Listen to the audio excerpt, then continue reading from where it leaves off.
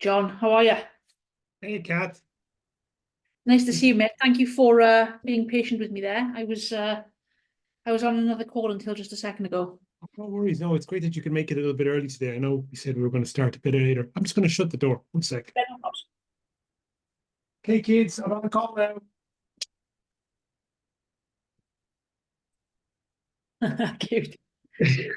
Yeah, they're great. They're now at an age where they walk to school, they come home, they fix themselves a snack. Very great. As long as I make one for you, eh? I don't even worry about that. The fixing themselves a snack is just a massive life upgrade for me. How have you been, mate? I've been real good. Glad to hear it. Um, been doing a few different things, working. I was managing an offer for a info product for a while, but of late I've been doing CMO for an ecom education company in the US. That's been going pretty good. That sounds interesting. Yes, and I've got a couple of other things that I'm setting up to do next, but I'll talk to you about them after I press stop on the recording, Oh, all right, you got it. You because I'm got here it. to interview you today. Okay, mate, cool. Um, when did you first type how to make money online into Google? Gotta be around about 2016, I reckon. Mm-hmm. What you do Uh, before that? I was a teacher. Okay.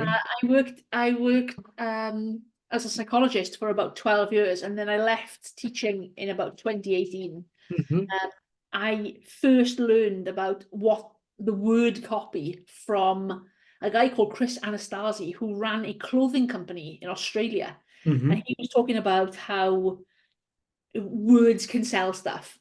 And I was like, I mean, have no intention of buying your clothes, and yet I'm tuning in every day to watch you talk about this product launch. He was launching this new product line. And I was like, why is this so fascinating? What is it about this which is so compelling? Because I'm not interested in men's gym clothes at all. And yet I can't stop paying attention to this launch. What is so fascinating about it? And what I liked about it was the transparency of, I'm trying to do this. This is what I've tried.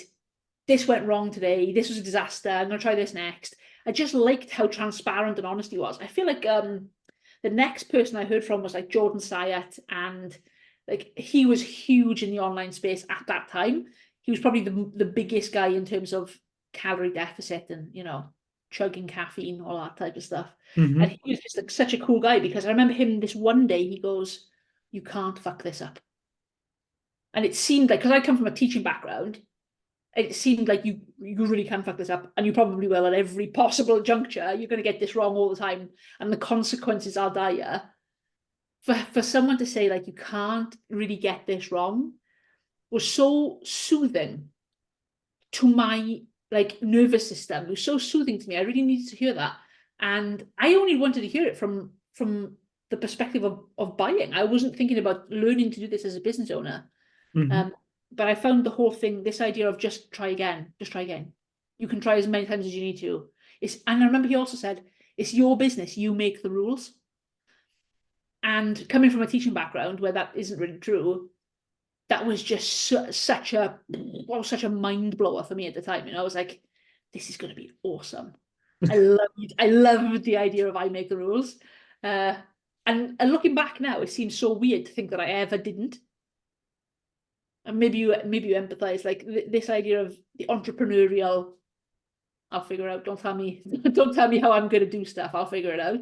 I feel like we all have such a strong streak of that in us. I still love the idea. I still, sometimes think there's an idea about there's a right way to do this, but of course there isn't. It's just get up off your arse and do something. Yeah, figure it out. Figure it out as you go.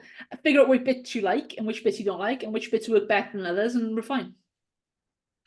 It's so funny because when you're in the business of like selling, like, people really want to buy certainty, and you have to offer them some amount of certainty, just like the mentor or teacher you listen to said you can't fuck this up. So they have to offer you some degree of certainty, but the truth is underneath it all is there's no certainty. Yeah, that's true. And what's fascinating about it, it's a real dichotomy because when you have a job, you think you have more certainty because you work in somebody else's business. So you feel Mm-hmm. like I don't have to take responsibility for this. And then you get made redundant a bunch of times, or you lose your job, or your department gets collapsed, or the funding dries up, or whatever. And you think, actually, I'm much less secure than I realized I was. I got made redundant a couple of times from teaching. I think I got made redundant twice. And I was like, this is absolute bullshit. I've got a master's degree. I'm a professional. How can somebody else just take my career away? That's bullshit. Like, I'm not having it. I'm just not having that. So the first time I was really hurt by it. I was like, oh God, oh, I am inadequate. I've done something desperately wrong. Like I am the problem. And then the second time it happened, I was like, absolutely not. I'm not fucking having this again. I'm not having this. This is bullshit. Like you have got to organize yourselves better. I'm out. And it ended up being the best thing that ever happened to me. How do you get made redundant from teaching? That's a government job, right? I was working. So one time I was in a government position. I was in a state school, but I taught psychology. So it's not a compulsory subject. So they could, Okay. you can just close departments if there's not enough funding or whatever. And then the second time I was in an independent school, teaching in an indie school, and I got made redundant there. And at that point, I was like, oh, you people are having a laugh. Like, you should be Yes. running this like a business. If I'm getting made redundant, you haven't managed the finances. I'm out. Like, I'm out. So yeah, it was a weird thing. I also felt quite conflicted about indie schools being run as businesses, and I kind of felt like education shouldn't make a profit, and Hmm. I was all tied up in knots about that until I was like, I don't give a shit. I'm just gonna go. I'm gonna do something else. Okay. You're an agency owner now. I guess I am. Yeah, in a way, I suppose. I don't really think about it as an agency until the first time I was referred to as an agency was by you, and I Oh yeah. thought, I suppose I am in a way. Yeah. Well, you have a team, right? I do. If you have a team, you're an agency. That's kind of how it goes. I suppose I am. Yeah. I never really thought about it like that. I was like, I work here and we all pitch in and do our own bits, but I guess I am. And you specialized in the fitness industry. Yes. In the beginning, I was fitness, and then I diversified. Okay. And at that time, I hated it. I ended up writing a whole bunch of stuff that I was just like not well suited for. I also had all of this fitness stuff that was going on the side, and because I picked my niche, I didn't really have to do a ton of research, so I was able to make a lot of work fairly quickly because the research stage wasn't really necessary for the fitness bit. Yes. So I eventually sacked off all of the other things and specialized just in fitness. And then strangely, more recently, I've diversified again. So Okay. I've been fortunate enough to work with some quite interesting business owners in the last little while. So there's a guy in the energy niche, there's a lady who's an investor in other people's businesses, tattoo artists, and like it's a little bit more diverse. But I think about it as we're a fitness business and we occasionally take on interesting other clients. Sure. Why did you choose the fitness as a niche? I never really intended to do this for anybody else, but I was running my own fitness business at the time. So I only really wanted to learn this skill for myself. I was a fully booked gym floor PT, and then COVID Hmm. hit. Actually, what actually happened was my dad died, and I went back to work the next day, worked myself into the ground, trained 3 times a day so I didn't have to feel anything. And then I got flu. And I was off the gym floor for about 2 weeks. And I obviously didn't make any money in that time. And I thought, shit, this is not sustainable. I'm going to have to find another way. And then I got paid to write for the first time, February 2020. It was actually, anniversary was last week. And started writing for other people's businesses, started writing blogs and stuff. And I wanted to grow my own online business until I realized I'm actually miles better at this than coaching because I'm not emotionally available right now.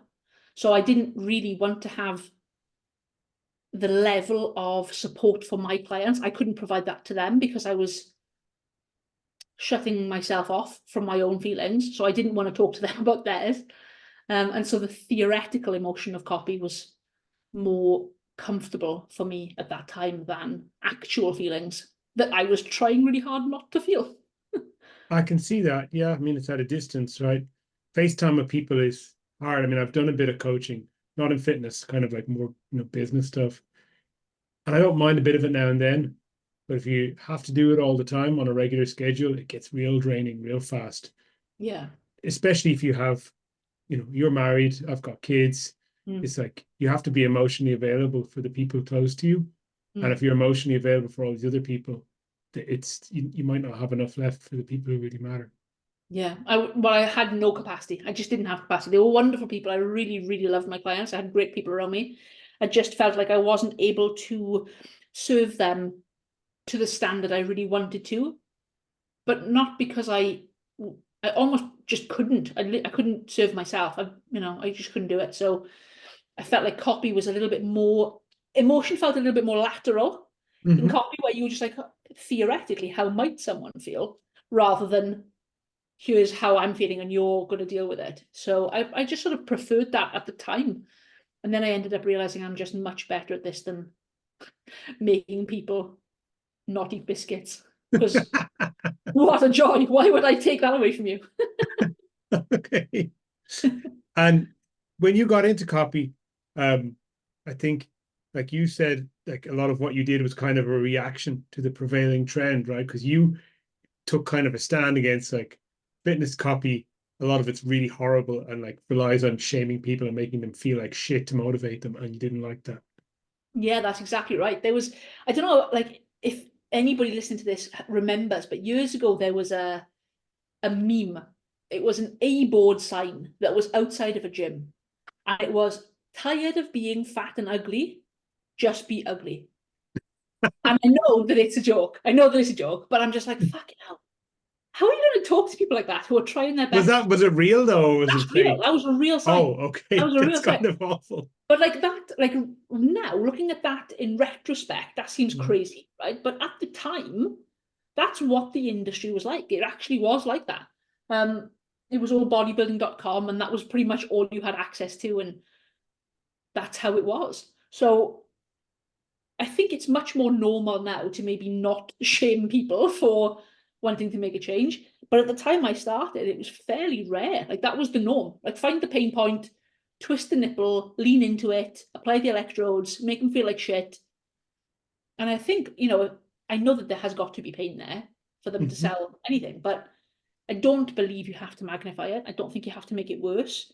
I think that's fine if all you're trying to do is get them to take a supplement. But if you need them to actually engage in the coaching process and be receptive to change and be responsible for their own part in that change, I think you can't break them emotionally.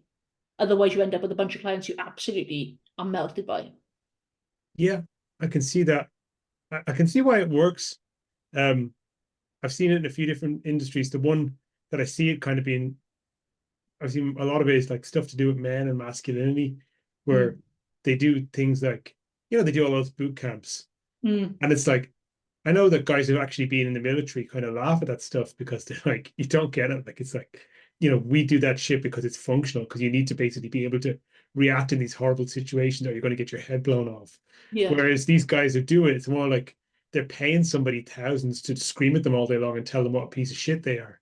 Yeah. It's Actually, crazy. it feels almost fetishized in the fitness industry. I don't know if you've noticed this, but Yeah. there is a section of, I'm so deep in this industry that I feel like I see things that maybe other people don't necessarily see. But there is a group of people in this industry, and probably in every industry, I imagine, who need the cruelty. They need to be spoken to like that. They respond to it. They want the skew towards the negative. So I don't think Kind Copy's mission of everybody gets treated better will ever be fully realized, because I think there's always going to be a segment of society that needs to be kink shamed into change almost. They seem to love it, like a bunch of There's, pervs. there are plenty of masochists out there looking for sadists to tell them what to do, right? Well, come on into the supplement niche, you'll love it. So, what did you actually like do functionally to differentiate yourself from all these other? And I know exactly what you're talking, because in fitness it's quite superficial. A lot of the industry. It's some people. I'll get into that in a minute. But there's some people who've been taking a stand in the other direction, but a lot of it's quite superficial. How did you actually sort of set out that I'm going to do things different? When it was just about my own business, I think the thing I did differently was that I had this background in psychology. So I was able to talk about the drivers and the motivators beyond the immediate benefit of being less fat. Mm-hmm. Um, just ugly. It was more about, this is going to give you these benefits. It's going to make you change how you feel about yourself, how you talk to yourself, how you are when you are alone with yourself. I was doing that stuff back in, 2016, 2017. The industry caught up to that stuff relatively recently. And I think it was just because I had this background in psychology. But now what we do to differentiate ourselves is that we make a point that we never leave people in pain, and we never leave people worse than we find them. So if we do touch on pain points, we don't magnify them. If we talk about hope and power, and we leave people on a high in the sales process, which I think people have just cottoned on to recently as being effective. We've been doing that for a long time. And in terms of our unique position, we go really long term in terms of relationship building and organic marketing, rather than short-term hot sales from maybe a paid funnel. We do write ads and stuff, but it tends to be a lot more relationship building and a lot more, a lot less direct response. Okay, I was going to ask that next, yeah, because like if you're not going to like hit the pain hard, you kind of have to take a slower approach, right? Like, in that, like the hardest of hardcore direct response gets to the point where it's borderline or maybe over the borderline of abusiveness. Yeah, I think so. And with you, I completely agree. And that's where, like, I draw the line there. I wouldn't want to write like that, even if it works. And I think there are some industries where it is acceptable to do that. If you just need them to passively do, take this pill or put this cream on or something like that, I think that's probably acceptable. But if you expect them to be able to regulate their emotional response enough to be actively engaged in this process and actually trust you, I don't think you can start that relationship by abusing the trust. Yeah. A lot of, it's such a tricky thing because a lot of people who are coaches and or do mentorship and all that stuff, they'll talk about like changing lives or helping people. And you have to sometimes, not always, give them the benefit of the doubt that they are sincere. But then functionally, where you look at the way their marketing machine works, it's usually just to keep people on a treadmill of never being quite good enough. Absolutely. Absolutely. And lots of the conversation in the coaching space is around things like stretching vision or extending the lifetime value in whatever way you can. But the coaching process is not to make yourself indispensable, it's to empower them. So all the way through when I was coaching, I always felt like there was this dichotomy between, I almost feel like I'm at odds, where as a coach, I want to help you and I want to help you to solve this problem for yourself. But as a marketer, I sort of need you to stay a bit shit all the time. I need you to sort of stay below your capacity all the time to extend the lifetime value. And I felt like both of those things are not necessarily compatible goals. So I chose to step away from one thing to focus on one sort of solution. I felt like I could do more good if I was just focusing on one thing, The best coaches, what they seem to do over time is what I think what you said about expanding vision, where it's not just that they'll not quite solve the problem to keep people, paying their monthly subscription. They'll find the next problem, or they'll actually say, hey, you know what, you've solved this, but here's, you could go further, and then they'll push that person to do more than they did before. And in that sense, they can actually be doing something that's good for everyone. Everyone wins. Definitely, I completely agree. But I think the really, really good coaches say, I think there is capacity for you to do this. Do you want to do that yet? Even if that means the answer is no and I'm going to leave. When the time comes for me to tackle this problem, it's you I'm going to trust to come back to.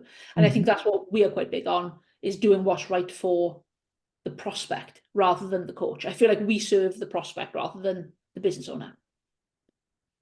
Yeah. When you've so with that in mind, with that kind of philosophy, you've then focused more on helping people to build organically rather than focus on paid traffic. Yeah. Can you just sort of speak about that a little bit?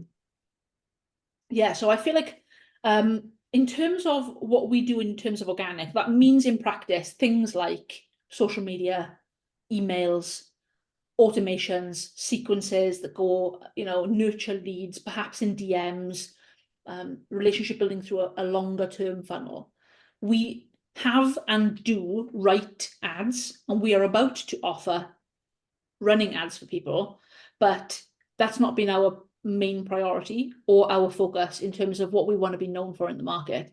So we actually have ended up with some amazing ROAS results that I just haven't talked about anywhere, just because it dilutes the message. So we're big on organic, and in practice that means whatever content can be posted to build a relationship and to paint the picture of magnetically drawing someone to that coach or to that business owner to work with them directly and giving them the choice and empowering the prospect to go at their own pace.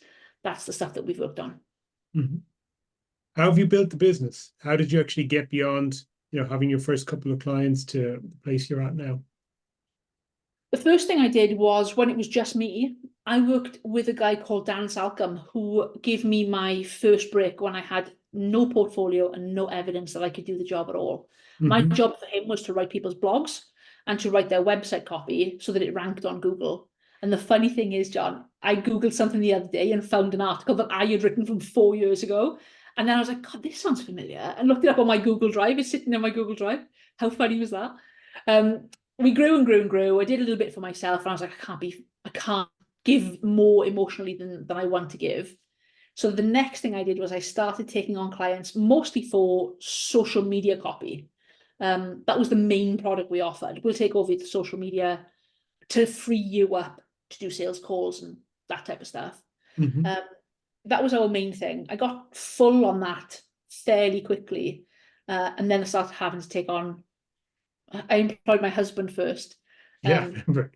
His job was to make sure that I moved outside and didn't just write all day, take stuff off my plate so I can basically write as much as possible. Then I took on my sister. I got a bigger team now, and as my business has grown, I've sort of outsourced my writing to my internal team, and I do more sort of strategic direction, and like we do things like strategy calls or consultation. That's always me. But then we do things like email and sales pages and stuff, and longer form pieces of writing then, which tend to be, the sales pages tend to be me, but the emails maybe a mix. So as we've grown and we've taken on more clients, we've actually got more diverse businesses. We've had to offer other more diverse services to match, and it's actually been dead interesting. Awesome. How do you lead generate for your business? I'm embarrassed as a marketer to tell you, but I've only really bothered to market anything this year so that I could learn a new skill. I wanted to learn how to make videos, so I started doing it this year. My attempts at my own marketing have been an embarrassing and pathetic ad hoc attempt that I haven't really done much with, because often I've found myself fully booked quite quickly. So I knew that it would become a problem eventually, because there had to be a downstream effect of it, but I have never run an ad for us. I've never really done anything in terms of paid marketing. I really should be doing stuff like that, even if it's just to learn how to do a good job of it, But even just posting on Instagram has been really patchy until this year, just because I was full and I didn't need new clients. And yeah, I'm embarrassed to tell you that. I know I shouldn't say that, but people have found you and you're fully booked, so you must have done it's something. It's always been a kind of a word of mouth thing, Whenever I've said, hey, basically the honest answer is I wake up at 3 o'clock in the morning having had a cool idea. Then I go on my story and tell people about this exciting new thing I've got that I'm psyched about. They buy into my enthusiasm and then they buy the thing. It's really not even a strategy. I just get overexcited. And I think I communicate the excitement well. I think that's it. If it works, it works. This is not stupid, it works. But I think as well, you're doing yourself a bit of discredit here, because I think you've kind of, from what I see, you work with quite a few very successful people who have been longer in the business and are at even a higher level than you're at. And so you've actually been pretty strategic about developing relationships with people who can help you elevate your business too, right? Yeah, I've been very lucky. I've worked with some big names in the space, most notably Phil Graham. I started coming to Phil when I was running a fitness business, and I wanted to learn from his mentorship. But he has been instrumental in positioning me in my career and giving me a real leg up. So I really owe Phil a lot. So you were a coaching client of his before? Yeah, I actually signed up as a coach. So until it got to the point where I was running these 2 businesses concurrently, the copy bit I was keeping completely secret, and I was just trying to push the coaching part. Mhm. Until one of his team, Dave, says to me, which one do you love? You can't keep doing both of these, it's going to break you. You're doing 2 full-time jobs, which do you love? And made me pick, and pick copy. And I think I made the right call. Love it.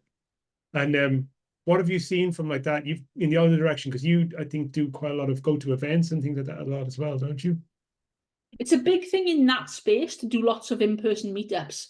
Yes. I am obviously a reclusive little goblin, and I would prefer never to leave the coffee In the table. valleys of Wales. I don't want to go anywhere. I leave the garden to go to my mother's house on a Sunday, and that's about as far as I go. Yeah. So yeah, it's a big deal for like to get together in an in-person event. But the fitness space love it. Like it's not an unusual thing to do to have a mastermind a few times a year. They get loads from being in the same room with each other and taking inspiration from other people in that room. So it's highlights yet another way that that I am different from you. I'm going to ask you to hold that thought for 2 minutes, Catherine. I need to quickly pause this recording and I'll be right back. Is that okay? Of course it is, of course. Thanks for your patience. Absolutely my pleasure. So, yeah, they're very extroverted in fitness, a lot of the people, right? A lot of big personalities. Do you know, I think that's the perception, and I think lots of them probably are extroverted, but there's more introverts making themselves do things than you might think. Okay.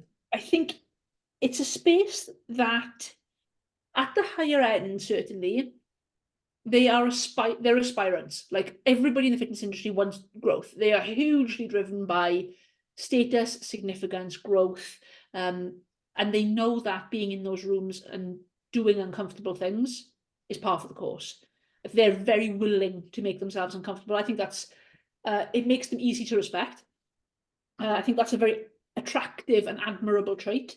And I don't know enough about other verticals to know if that's something that you see across the board in entrepreneurs, or if it's just something that the fitness industry seeks out particularly well. But even the introverts, they'll make themselves do stuff. So, you got to give them credit for that. Even if they did invent burpees, the bastards. Yeah, I guess it comes along with this idea of like physical discomfort being the key to some kind of like achieving goals. Yeah, therefore, I think so. And with you, I mean, are you writing mostly for male or female audiences? I would say it's a pretty even split. Like we've probably got predominantly male coaches, but Yep. it isn't necessarily a male dominated industry. So because we write on behalf of the prospect, we just connect them with the best possible coach for them. Yes. I would say there's a pretty decent 50-50 split. Okay. And I might sound like a bit of a, what's the word? A chauvinist dinosaur here. Um, but I was talking with a friend the other day about like the difference between writing between male and female audiences. Because it's funny, I did some stuff lately where I was writing for an all-female audience the first thing in a while. And the person who I was writing for, like one of the first things they said to me was, just remember, they're never at fault and they never have to be accountable for any of their mistakes. Because I had written some stuff and like he called me, I was like, no, there's too much responsibility in this. Like you have to switch it up. And I was like, this is a cliche, but is it true? And it's like when I looked at the copy and what converted, what didn't, it did seem to be true. That like, sort of speaking to accountability and like and accepting your mistakes and faults didn't work as well. But then that could be just, that specific niche. Do you find that when you're speaking to female audiences, a difference between male audiences? Yes, there is a difference, but it's not necessarily that. So there is a difference in terms of, so the broadest difference we see is an audience of people who are sort of 0 to 1 type people, where they are well, I think about those people as gen pop, right? It's not that they're nowhere with their progress. It's more that they are in a low emotional state and they're looking to maybe absolve themselves, not of the responsibility, but of the failure. So the way I would talk to those guys would be things like, it's not your fault because you've been led to believe that this was, low carb was the way to go, or this thing was the thing you needed, and you acted on the best information you had at the time. right? So I don't particularly think we use especially feminine language because all of the fitness coaching industry requires responsibility. So when it comes to the more high performance audience, this would be things like these guys are in a fairly high emotional state. They're already in quite good shape comparatively to other people. I don't just mean physically, but in terms of their mental health or their mindset or whatever. And that tends to be more, you can get away with poking them more because they are often the fetishists that they like a little bit of an accusatory tone, you think you're good. Could you carry a Viking longship up a mountain one-handed at dawn? You ain't shit. They like a bit of that. So you can probably get away with a little bit more of that sort of tone. Whereas I think what's more helpful than thinking about it as male or female is basically how much margin have you got before you've tipped them over into panic. So if you think about it almost like a nervous system response, where if you've got a Gen Pop audience, they're probably pretty close to maxing out just by virtue of sending the first message. They're already almost at threshold. Whereas people who are maybe in a better emotional state can take a little bit more challenge and they can take a little bit more directness because you're not going to tip them over into panic by being a bit nasty. You're not going to scare them off. So I think it's more about how much margin have you got to be direct without overstimulating them rather than absolving them of responsibility, because everybody has got to take responsibility. That's the thing about coaching. You can't do it for them. Yeah. It's funny because the same, actually, conversation I had a friend recently was doing the contrast. He's like, we're here as guys and we've got like guys like Tate and Goggins and Jocko Willink and all telling us we're pieces of shit all the time. And we're just like, yeah, we are.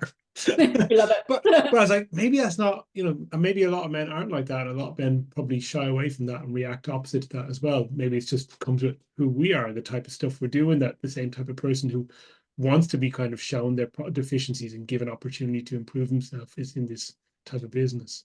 I would also argue, at the risk of making it a political conversation, it's very rare that a man who would respond to that sort of messaging has spent their whole life probably not hearing that. Whereas women are not seeking out role models to tell them how inadequate they are, because there is this suggestion all the time that you are almost a lesser sex anyway. So that isn't something that women seek out because it's not supportive or advantageous to women's lives to hear, and you're a slut, and you're a terrible mother, and.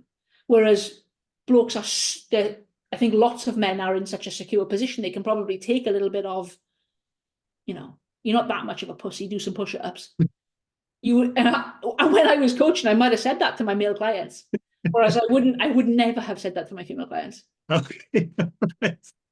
I think I saw, it was actually a really funny video lately of a coach up in Liverpool, and he was like, he had all his female clients doing plank challenges, and he was just roaring and shouting so much abuse at them. Did you see that meme? I don't think so, no. And it was just a couple of weeks ago. It was really popular for a few days. I'll try and send it to you after the call, but it was really, really funny. And like, I was like shocked, but like, because I thought like, you don't get away with that anymore. But like his clients, the women there, they were a mix of from like a couple who looked quite fit and a couple who looked like they were just beginners and didn't look very fit at all. But they were all lapping it up. I think if you know what you're going into, right? Like I think the sort of women who respond to very direct copy often have quite masculine traits. Like I've worked with loads of coaches and I've worked with both men and women, but probably more male coaches than female. Yeah. And I think I respond quite well to quite direct, like masculine language, quote unquote. But I equally wouldn't sort of take finger wagging either. And I think there's a lot of the fitness industry which flips into finger wagging of like this idea of what you should do. Don't eat that. Yeah, put that fucking biscuit down. You put that finger out of my face or I'm going to bite it off.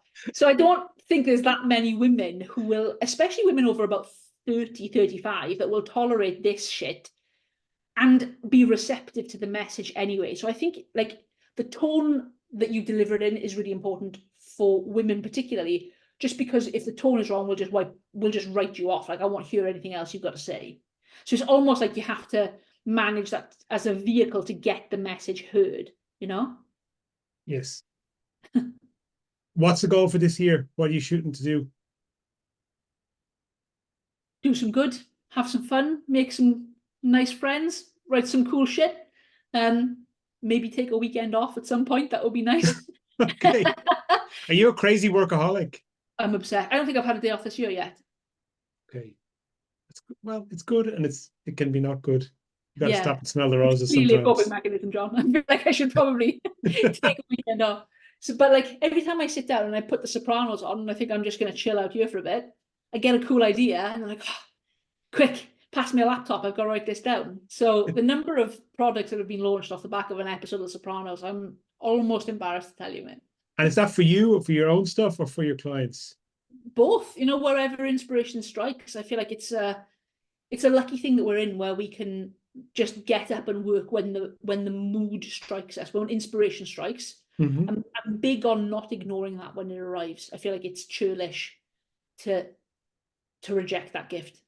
So I get up and write no matter who it's for, just because I feel like it needs to be heard. I love it.